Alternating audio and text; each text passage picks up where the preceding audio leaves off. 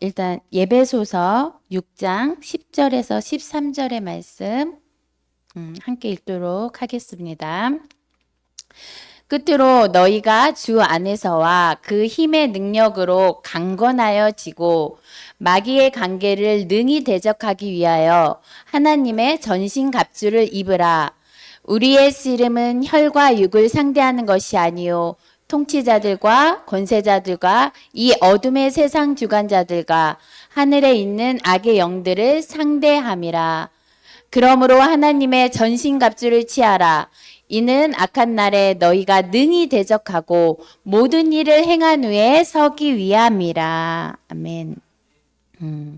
오늘은 예배소서 6장 10절부터 20절의 말씀을 살펴보며 나누고자 합니다. 일단 방금 읽으신 10절에서 13절의 말씀을 보면 우리 삶 속에서 경험하는 영적 전쟁에 대해서 이야기하고 있습니다.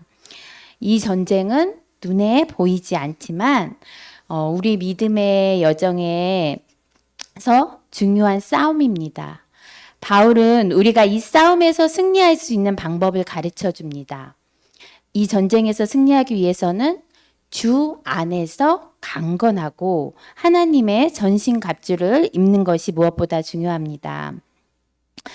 이 설교를 통해서 각 갑주가 무엇을 의미하며 또 어떻게 우리의 삶에 적용될 수 있는지 구체적으로 한번 살펴보겠습니다. 주 안에서 강건하라. 먼저 사도 바울은 우리에게 주 안에서와 그의 힘의 능력으로 강건하여 지고라고 말합니다. 우리의 힘이 아니고 이는 우리의 스스로의 힘으로는 이 전쟁에서 승리할 수 없다는 것을 의미합니다. 우리는 하나님 안에서 강건해져야 합니다. 다윗과 골리앗의 이야기를 기억하십니까? 다윗은 어린 소년이었고 그의 상대는 거대한 장수 골리앗이었습니다.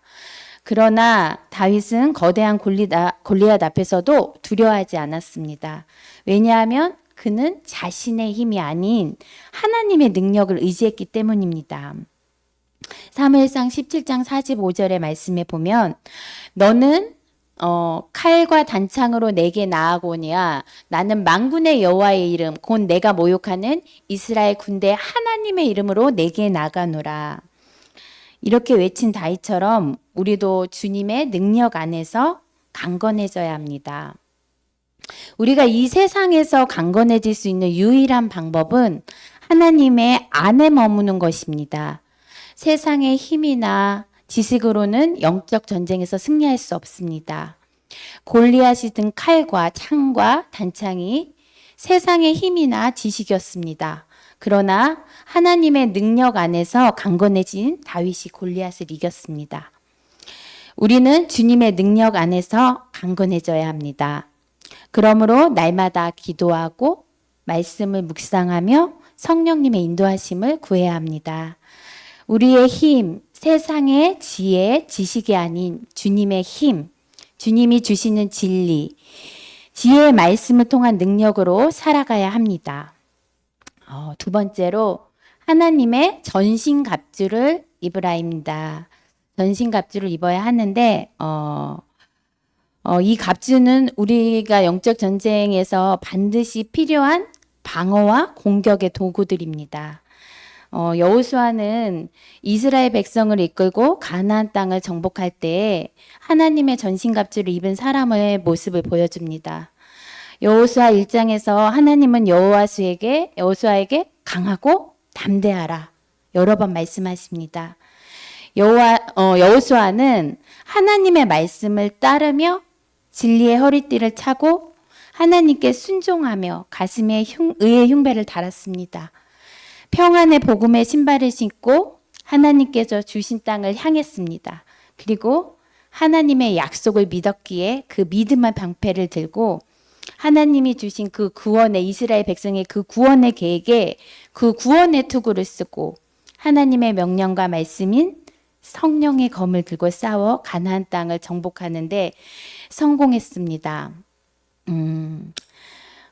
우리가 이제 전신갑주에 대해서 하나하나 살펴볼 건데 이 전신갑주는 누가 그냥 입혀주는 게 아니라 우리가 스스로 입어야 합니다. 그리고 스스로 싸워야 합니다. 우리 에베소서 6장 14절 말씀 보겠습니다. 그런즉 서서 진리로 너희 허리띠를 띠고 의의 호신경을 붙이고 여기 보면 진리의 허리띠가 나옵니다. 요한복음 14장 6절에 예수님께서 이르시되 내가 곧 길이요 진리요 생명이니 나로 말미암지 않고는 아버지께로 올 자가 없느니라. 요한복음 1장 14절 말씀 보겠습니다.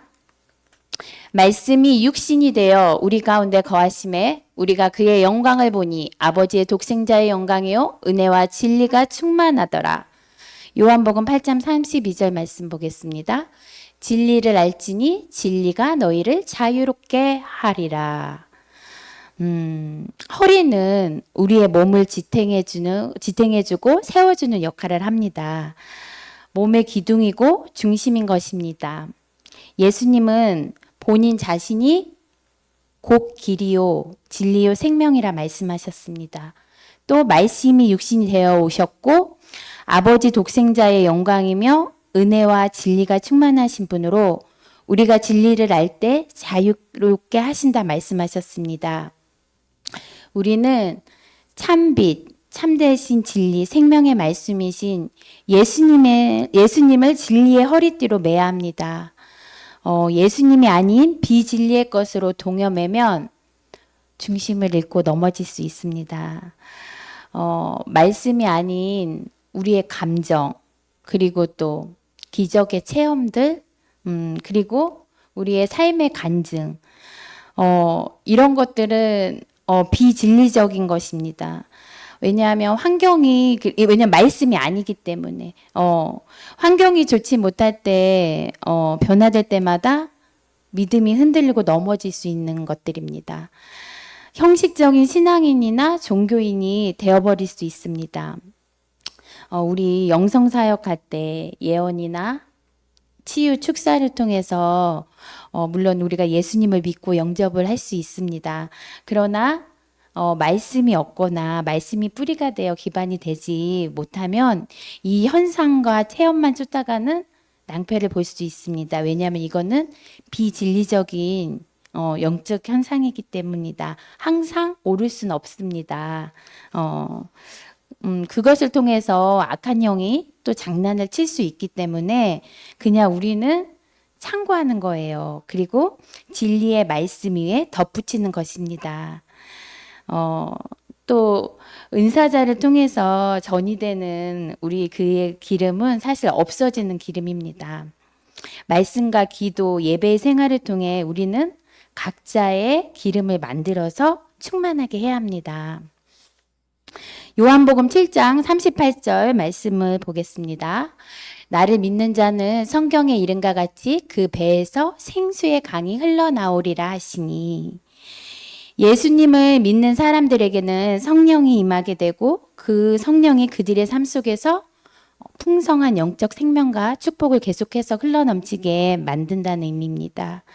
우리가 예수님을 진리의 허리띠로 묶고 예수님을 우리의 삶의 중심에 모시고 그분의 말씀에 따라 삶을 살아갈 때 우리는 성령님의 인도함을 받으며 흔들리지 않고 굳건히 설 수 있습니다. 두 번째로 이제 의의 흉배, 호신경입니다. 의의 흉배는 우리의 마음을 보호하는 중요한 갑주입니다. 마귀는 우리가 이렇게 연약해서 죄를 지을 때 자꾸 죄책감을 심어줍니다. 그리고 그 죄로 인해서 정죄하게 만듭니다. 그리고 나서 하나님과 떠나 살게 하려 합니다. 우리는 우리의 의가 아니라 십자가로부터 전가된 하나님의 의로 깨끗해짐을 입을 수 있습니다. 어떤 목사님께서 하신 말씀인데 저에게 많이 와 닿았습니다. 하나님으로부터 전가된 의는 진품으로 내가 가진 것들을 배설물로 여기며 믿음과 예수 그리스도로 하나님의 자녀다운 의로운 삶을 살아가지만 하나님으로부터 전가된 의가 아닌 자기 의로 만든 호신경은 내 힘, 내 능력으로 만든 유사품들이다. 사탄은 십자가로부터 전가된 하나님의 의가 아닌 자기의 의로 무장하게 만들려고 합니다. 여러분은 어떤 의를 갖고 계십니까? 이사야 59장 15절에서 18절 말씀 살펴보겠습니다. 함께 읽겠습니다. 성실이 없어짐으로 악을 떠나는 자가 탈취를 당하는도다. 여호와께서 이를 살피시고 그 정의가 없는 것을 기뻐하지 아니하시고 사람이 없음을 보시며 중재자가 없음을 이상히 여기셨으므로 자기 팔로 스스로 구원을 베푸시며 자기의 공의를 스스로 의지하사 공의를 갑옷으로 삼으시며 구원을 자기의 머리에 써서 투구로 삼으시며 보복을 속옷으로 삼으시며 열심을 입어 겉옷으로 삼으시고 그들의 행위대로 갚으시되 그 원수에게 분노하시며 그 원수에게 보응하시며 섬들에게 보복할 것이라. 아멘. 이 말씀을 살펴보면 하나님은 세상에 정의가 없고 사람들이 불의하게 살아가는 것을 기뻐하지 않으십니다. 하나님께서는 세상을 살펴보셨을 때 정의를 세울 사람이 없고 사람들 사이에 공의를 세우고 죄악을 막는 사람, 중재자가 없음을 이상하게 여기셨습니다. 그래서 하나님께서 직접 행동하시기로 결정하셨습니다. 하나님은 자신의 능력과 힘으로 구원을 베푸시고 자신의 공의를 의지하셔서 이 세상에 정의를 이루시기로 하셨습니다. 하나님은 의의 갑옷을 입고 구원의 투구를 쓰며 보복의 속옷과 열심의 겉옷을 입고 나타나십니다. 하나님은 이 땅에 예수님을 보내시고 예수님의 사역을 통해 하나님의 공의와 구원을 이루셨습니다. 하나님은 부활하신 예수님을 통해서 사람들의 행위에 따라 심판을 내리시며 그분을 대적하는 자들에겐 분노와 부복을 행하실 것입니다. 우리의 의는 하나님의 성품을 반영해야 합니다. 하나님의 의로 우리의 마음을 지킬 때 우리는 세상 유혹과 공격으로부터 보호받을 수 있습니다. 15절에 평안의 복음이 준비한 것으로 신을 신고 세 번째 평안의 복음의 신발입니다. 복음의 평안을 전하기 위해 준비된 신발을 신으라는 말씀은 우리가 어디를 가든지 하나님의 평안을 전해야 함을 의미합니다. 가정에서도 교회에서도 학교 직장 어떤 모임에서도 우리는 평강을 깨고 화평과 연합을 깨는 행위를 해서는 안 됩니다. 다툼과 분쟁이 있는 곳에 또 불안과 염려와 두려움이 있는 곳에 우리는 평안의 복음의 신발을 신고 가야 합니다. 또한 이와 더불어 용서와 구원의 신발도 신고 가야 합니다. 우리는 값없이 예수님의 용서를 받았습니다. 로마서 10장 15절의 말씀에 보면 보내심을 받지 아니하였으며 어찌 전파하리요 기록된 바 아름답도다 좋은 소식을 전하는 자들의 발이여 한가 같으니라. 우리가 아름다운 발, 이 복음의 구원의 소식에 이 발을 신고 나갈 때에 우리의 발걸음은 복음을 통해 세상에 평화를 전하게 됩니다. 우리는 아름다운 평안의 발인지 점검하고 살펴봐야 합니다. 그냥 막 다 거침없이 세상의 사람들처럼 밟아버리는 거친 신발을 신어서는 안 됩니다. 용서와 평안, 구원의 복음의 아름다운 신발을 신어야 합니다. 16절을 말씀 보겠습니다. 에베소서 6장. 모든 것 위에 믿음의 방패를 가지고 이로써 능히 악한 자의 모든 불화살을 소멸하고 네 번째, 믿음의 방패를 가져야 합니다. 믿음의 방패는 우리를 마귀의 불화살로부터 보호해줍니다. 마귀의 불화살이라 함은 뭘까요? 원망, 불평, 시기, 질투, 두려움, 불안, 공포, 분쟁, 분리, 낭망, 좌절 등 우리를 힘들게 하는 불화살들이 언제고 우리의 삶 가운데 날아옵니다. 이때 우리는 믿음을 발휘해서 믿음의 방패로 막아야 합니다. 그럼 믿음이란 뭘까요? 저는 끝까지 믿고 견디는 것이라고 생각합니다. 그럼 믿음으로 맡긴다는 건 뭘까요? 내가 생각한 결과에 상관없이 참이고 진리 되신 하나님께서 일하실 것을 믿고 어떤 일이나 결과에는 하나님의 뜻하심이 있으며 그 끝은 선하고 반드시 승리할 것이라는 그 확신, 이것이 참된 믿음 아닐까요? 그러면 보이지 않는 실상에 흔들리거나 낭망하며 좌절하지 않을 것입니다. 히브리서 11장 1절 말씀에 믿음은 바라는 것들의 실상이요 보이지 않는 것들의 증거니, 믿음은 우리를 세상의 공격으로부터 지켜주는 방패임을 보여줍니다. 아브라함, 노아, 모세와 같은 믿음의 선진들은 이 방패를 통해서 그들의 삶에서 하나님의 보호를 경험했습니다. 히브리서 11장 6절 말씀에 믿음이 없이는 하나님을 기쁘시게 하지 못하나니 하나님께 나가는 자는 반드시 그가 계신 것과 또한 그가 자기를 찾는 자들에게 상 주시는 이심을 믿어야 할지니라. 제가 전에 이렇게 축사를 해주는데, 이제 그분은 오래되고 악한 영이어가지고, 이렇게 막 축사를 해주면 악한 영이 막 이렇게 도망 다니고, 그리고 또 이렇게 빼도 다시 들어가는 거예요.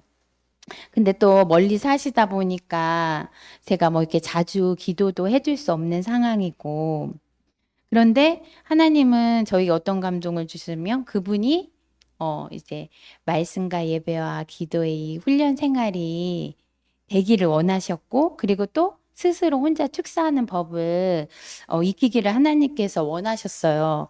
그러다 보니까 그분의 바램과 달리 이렇게 한 번에 빨리 낫는 게 아니라 점진적으로 그분이 훈련되어질 때까지 점진적으로 이렇게 나아지는 것입니다.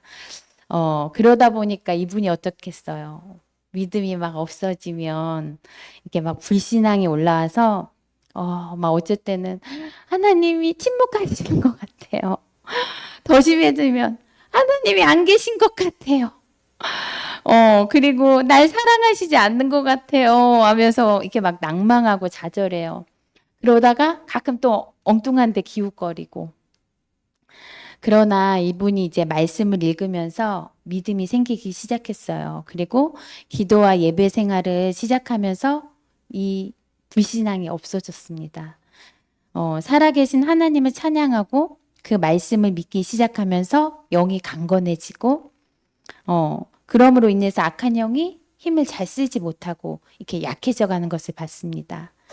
그리고 이분 마음 가운데 반드시 치유될 거라는 믿음의 확신을 가지게 되었습니다. 곧 하나님께서 완전히 저도 치유해 주실 것을 믿습니다. 여러분, 우리는 세상에서 이렇게 거짓말하는 사람은 신뢰하지도 못하고 또 그 사람에 대한 믿음도 없어요. 그렇죠? 그리고 그 거짓말쟁이의 입에서 나오는 말은 말의 권세도 없고 그 말에 확신을 가질 수도 없습니다. 그러나 하나님은 어떤 분이십니까? 참되시며 창조주이십니다. 진리의 말씀은 권세와 능력이 있습니다. 변치 않습니다. 믿음의 방패를 드시기 바랍니다. 그리고 어떤 상황에서도 끝까지 견디고 믿음으로 돌파하시기 바랍니다. 예배소서 6장 17절 말씀 보겠습니다. 구원의 투구와 성령의 검, 곧 하나님의 말씀을 가지라. 5번째, 구원의 투구에 대해 말씀드리겠습니다. 우리는 예수님으로만 인해 구원을 받습니다. 구원의 확신이 있어야 우리를 영적으로 안전하게 지킬 수 있습니다. 세상의 그 어떤 것도 우리를 구원해 주지 못합니다. 부귀 영화를 누리는 많은 사람들에게 생명 대신 예수님의 구원이 없으면 허무하고 공허합니다. 모두 헛것입니다. 끝없는 욕망 가운데 채워지지 않으므로 결국 자살하기도 하고 또 운명을 달리하기도 합니다. 우리는 예수님이라는 그 구원의 투구를 통해 기쁨과 평안이 있고 감사가 있으며 영생, 영원한 삶을 보장받습니다. 또 구원의 투구는 우리의 생각과 마음을 지켜주는 보호장비입니다. 마귀에게 가장 많이 공격당하는 곳이 바로 여기예요. 머리, 그쵸? 생각의 통로. 마귀는 영상, 미디어, 세속적인 지식을 통해서 우리의 생각을 점령하려 합니다. 죄의 생각을 넣어주면 우리는 어떻게 합니까? 쳐내야 되는 거예요. 그거를 받아들이면 안 되는 거죠. 그렇죠? 아담과 하와는 마귀와 논쟁하다 어떻게 됐죠? 하나님의 말씀을 기억하지 못하고 죄를 범하였습니다. 마귀와 논쟁하다 의심과 미혹, 탐욕이 들어왔습니다. 우리는 세상적인 지식과 논리로 매이면 안 됩니다. 우리는 예수 그리스도를 통해서 구원받은 새 사람이며 영생을 받은 사람입니다. 육의 사람, 혼의 사람이 아닌 영의 사람으로 영적인 방법으로 세상을 정복해야 합니다. 세상은 물질적인 풍요와 권세를 누리려면 어떻게 해야 되죠? 움켜져야 되죠. 그렇죠? 그리고 때론 불법도 행하기도 하고 그리고 또 무한 경쟁하며 살아야 합니다. 그러나 구원받은 우리는 물질을 흘러보내야 되고 또 나누며 사랑으로 협력할 때 선을 이룹니다. 말씀대로 살면 악을 이깁니다. 그렇죠? 예수님은 40일 광야에서 기도할 때에 마귀와 변론하며 인간적인 생각과 세상의 지식으로 논쟁하지 않았습니다. 그저 말씀으로 대면하고 물리쳤습니다. 이사야 12장 2절 말씀을 보겠습니다. 보라, 하나님은 나의 구원이시라. 내가 신뢰하고 두려움이 없으리니 주 여호와는 나의 힘이시며 나의 노래시며 나의 구원이심이라. 하나님은 우리의 구원이시며 구원의 확신이 우리의 생각과 마음을 지킬 때 우리는 세상의 두려움과 의심, 탐심을 이겨낼 수 있습니다. 여섯 번째, 성령의 검, 하나님의 말씀입니다. 히브리서 4장 12절 말씀 보겠습니다. 다 함께 한번 이거 읽어보시겠습니다. 하나님의 말씀은 살아있고 활력이 있어 좌우의 날선 어떤 검보다도 예리하여 혼과 영과 및 관절과 골수를 찔러 쪼개기까지 하며 또 마음의 생각과 뜻을 판단하나니. 이 구절은 하나님의 말씀이 얼마나 강력하고 예리한지 설명합니다. 성령의 검은 단순한 방어 도구가 아니라 적극적인 공격 무기입니다. 하나님의 말씀은 우리를 악의 세력으로부터 보호할 뿐만 아니라 그들의 거짓을 드러내고 무너뜨리는 힘을 가지고 있습니다. 여러분은 로고스와 레마의 말씀이 뭘까요? 우리 초신자분들을 위해서 제가 한번 설명을 드릴게요. 로고스는 기록된 말씀으로 모두에게 주는 말씀입니다. 그리고 레마는 각자에게 주는 말씀입니다. 성경 말씀은 이제 기록이 끝났죠. 그렇죠? 우리가 그래서 성경을 갖고 있는 거죠. 그렇기 때문에 성경의 말씀은 모두 로고스의 말씀이에요. 그렇죠? 하지만 이 말씀을 읽고 깨달아서 나에게 하는 말씀으로 받아들일 때 그것은 레마의 말씀이 되는 것입니다. 이제 제가 아까 전에 그 축사했던 그분, 이게 지방에서 오셔가지고, 제가 이제, 이 축사받는 우리 성도님하고 며칠 전에 전화 사역을 하고 이렇게 잠시 얘기를 나누었어요. 근데 이 성도님께서 이제 교회를 정해야 하는데 집 앞 교회를 가도 될지 저한테 기도해 달라고 하더라고요. 그래서 저는 뭐라고 했냐요? 아, 가세요. 집 앞으로. 그럼 너무 좋을 것 같다고. 근데 이분이 저를 처음 만났을 때 이분은 카톨릭 신자였어요. 그래서 천주교에서 이렇게 천주교도 보면 성령 집회도 있고 그래도 거기에 이렇게 테마사 신부님도 계세요. 그런데 그 성령 집회에서 성령님인 줄 알고 받았던 것들이 이제 모두 악령이었던 거예요. 그리고 또 이분 집안에는 무당도 계셨기에 이제 가게로부터 이렇게 내려오는 그 점치는 영이 그 집회를 통해서 이제 흘러가 버린 거예요. 딱 열려버린 거예요. 그래서 한 7, 8년을 되게 힘들게 살아오셨는데, 그러다 보니까 이제 기도했을 때 많은 곳이 이렇게 악한 영한테 사로잡혀 있었어요. 근데 이제 하나님께서 저와 연결시켜 주셨고, 이제 축사 사역을 받기 위해서는 제가 개종을 하라고 한 거예요. 이제 기독교로. 그랬더니 바로 순종하셨고, 그때부터 이제 저와 기도와 이제 말씀 예배 훈련에 들어가기 시작했어요. 아까 말씀드렸듯이 이제 한 번에 해결되지 않으니까 막 낭망하고 좌절하고, 하나님은 안 계신 것 같다고, 아까 고백한 것처럼 날 사랑하시지 않는 것 같다고, 막 이렇게 불신앙이 막 올라오고, 그런데 그럴 때도 있었지만, 이제 제가 구원의 확신을 점검해 드렸거든요. 그러면서 이제 구원의 특허를 뜬 거죠. 그쵸? 그리고 회개한 후에 이제 생각과 마음을 사로잡기 시작했어요. 어, 가슴에 하나님의 그 의의 흉배를 다룬 거예요. 그리고 말씀, 예배, 기도를 통해서 이제 믿음의 방패를 들기 시작했습니다. 이제 얼마 전에 저랑 성경통도 이제 하기로 했어요. 이제 제가 새벽 기도 가운데 이렇게 기도하는데 이제 그분의 환상을 보여주는데 하나님께서 말씀을 먹이라고 이제 접시에 이렇게 밥을 가득 주신 거예요. 아, 그래서 이제 이분과 말씀을 해야겠구나. 그래서 성경통독을 시작했는데 이제 이분이 저희 교회에 이제 사실은 매주 축사 사역을 받으러 멀리서 오셨었는데 그렇게 할 수 없는 상황이 돼버린 거예요.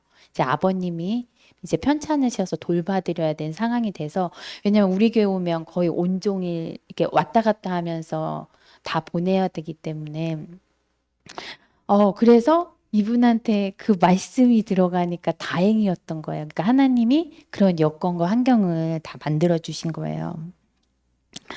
어, 근데 이제 이분이 그 말씀을 읽기 시작하면서, 하나님을 만난 거예요. 그리고 그 말씀이 날마다 자신의 혼과 영과 및 관절과 골수를 막 찔러서 쪼개기 시작했어요. 그리고 마침내는 스스로 혼자 축사하기 시작했어요. 그리고 이제는 꿈에서조차도 본인이 그 말씀으로 그 악한 영을 막 대적하면서 영적 전투를 이제 하게 되었어요. 제가 이제 함께 기도를 하는데 그분 항상 마음이 막 요동쳤었거든요. 믿음이 연약했을 때는. 근데 이제 마음의 요동함이 전혀 없음을 제가 기도를 통해서 이렇게 알 수 있었고, 제가 사실 그 전화 통화를 하던 날 제가 상당히 지쳐 있었어요. 그래서 사실 그분에게 전화를 하기가 힘들었는데, 그래도 해야 될 것 같아가지고, 이제 전화를 했었는데, 그분이 그러는 거예요. 아, 사모님 말씀을 읽게 해주셔서 너무 감사드려요. 하면서 이 말씀이 믿어진대요. 그리고 계속 말씀이 기억나고 떠오르게 하신대, 하나님께서. 그러면서 그분에게 레마의 말씀을 나눠주셨는데, 그, 그, 그 말씀을 저에게 이제 그분에게 레마의 말씀을 주셨는데 저에게 나눠주신 거예요. 근데 이제 제가 그때 손과 제 몸에 기름 부음이 너무 임하는 거예요. 제가 이렇게 축사해드렸던 분이 오히려 저에게 그 말씀으로 받으신 레마의 말씀으로 저를 막 기름으로 채워주는 거예요. 그리고 그 성도님을 통해서 남편분도 함께 이제 예배하기 시작된 거예요. 왜냐면 우리 교회 오면서 운전을 해줘야 되잖아요. 그분이 운전을 못해요. 그러니까 운전을 해야 되니까 이곳에 오게 됐고, 그러니까 함께 또 예배하게 됐고, 그러면서 이제 그분이 남편분도 하나님을 만나게 됐고, 이제 함께 예배드리는 자가 되었어요. 그래서 이제 우리 성도님을 그 가정의 구원의 통로로 하나님께서 사용하신 거예요. 근데 이제 처음에는 악한 영에 시달리고, 막 집도 이렇게 맨날 그 위로 가게에 흐르는 이렇게 막 점치는 무당과 막 그러니까 이제 저는 저주받은 자 같다고 막 그러면서 그런 통로 같다고 막 했어요. 슬퍼했어요. 근데 예수님을 만나고 나서 구원의 그 축복의 통로가 된 거예요. 축복의 통로. 이제는 집 앞 교회에 다니면서 그 예배의 삶을 살아갈 것이고 저는 이제 일주일에 한 번 정도 이제 당분간 전화 사역 해드리겠다고 했거든요. 그리고 우리 내년에 이제 한 달에 한 번 한씩 훈련하는 그 영성, 그 스태프들과 함께 내년에 치유 캠프 그때 오셔가지고 남아있는 거 완전히 뿌리 뽑기로 제 얘기했거든요. 근데 누가 그랬어요. 사실 그분 이렇게 딱 오셨을 때 제 동역자라고 말씀을 하시더라고요.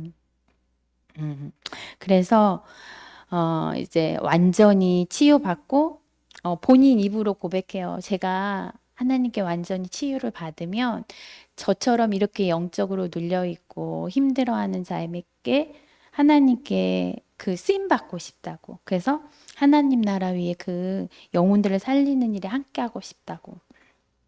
그래서 여러분들도 많이 생각날 때마다 중보해 주시고 기도해 주셔서 어, 이제 그 믿음으로 잘 나갈 수 있도록 함께 해주시면 좋겠습니다. 자, 예배소서 6장 8절 말씀 보겠습니다. 음, 이게 아닌가? 제가 이 말씀이 아닌가 보다. 모든 기도와 간구를 하되 항상 성령 안에서 기도하고 이를 위하여 깨어 구하기를 항상 힘쓰며 여러 성도를 위하여 구하라. 18절 말씀이었구나. 제가 잘못 썼네요. 자, 끊임없이 기도해야 합니다. 우리는 바울은 우리에게 모든 기도와 간구를 하되 무시로 성령 안에서 기도하라고 권면합니다. 기도는 우리가 영적 전쟁에서 승리할 수 있도록 영적 무기를 활성화시키는 중요한 도구입니다. 다니엘은 매일 3번씩 기도하며 하나님께 나아갔습니다. 그 결과 그는 사자굴에서 하나님의 보호를 받을 수 있었습니다. 기도를 통해 우리는 하나님과의 관계를 굳건히 하고 영적 전쟁에서 승리할 수 있는 힘을 얻습니다. 자, 19절 말씀 보겠습니다. 또 나를 위하여 구할 것은 내게 말씀을 주사 나로 입을 열어 복음의 비밀을 담대히 알리게 하옵소서 할 것이니 20절 말씀 보겠습니다. 이 일을 위하여 내가 쇠사슬의 메인 사신이 된 것은 나로 이 일에 당연히 할 말을 담대히 하게 하려 하심이라. 우리는 복음의 담대함을 구해야 합니다. 바울은 복음을 전하는 데 있어서 담대함을 구하라고 권면했습니다. 사도행전 14장에 보면 바울은 루스드라에서 돌에 맞아 죽을 뻔했지만 그럼에도 불구하고 그는 계속해서 복음을 전하기 위해 담대하게 나갔습니다. 바울은 많은 어려움과 핍박을 겪었지만 하나님의 복음을 전하는 데 있어서는 결코 두려워하지 않았습니다. 그는 항상 복음을 담대하게 전했으며 그 결과 수많은 사람들이 주님께 돌아왔습니다. 우리도 복음을 전할 때 두려워하지 말고 담대하게 나가야 합니다. 그리고 그 담대함을 하나님께 구해야 합니다. 저도 담대함이 너무 부족해서 전도를 잘 해보지 못한 영역이 제일 약한 부분이 이 영역이었던 것 같아요. 근데 우리 최숙자 집사님은 이 전도 영역에 너무 탁월하세요. 기도로 미리 구원받을 생명을 기도하고 그러고 딱 나가시는데 제가 참 은혜됐었습니다. 우리 사랑하는 성도님들, 우리는 매일 영적 전쟁터에 서 있습니다. 그러나 두려워할 필요는 없습니다. 하나님께서 우리에게 전신갑주를 입히시고 또 그분의 능력 안에서 강건해지며 끊임없이 우리 기도하고 담대하게 복음을 전할 때 우리는 이 영적 전쟁에서 승리할 수 있습니다. 우리의 삶이 하나님의 영광을 드러내는 그 승리의 삶이 되기를 간절히 소망합니다. 오늘 주신 말씀을 통해서 우리 성도님들 다 전신갑주를 착용하시기 바랍니다. 내가 스스로 입어야 합니다. 자, 우리의 싸움은 우리 아까 그 말씀에 그죠? 혈과 육에 대한 것이 아니요, 그죠? 통치자들과 그죠? 권세자들이 어둠의 세상 주관자들과 하늘에 있는 악한 영들을 상대하는 거예요. 그러면 영적 무기를 하고 나가야 돼요. 그래서 꼭 승리하는 삶들을 사시기 바랍니다.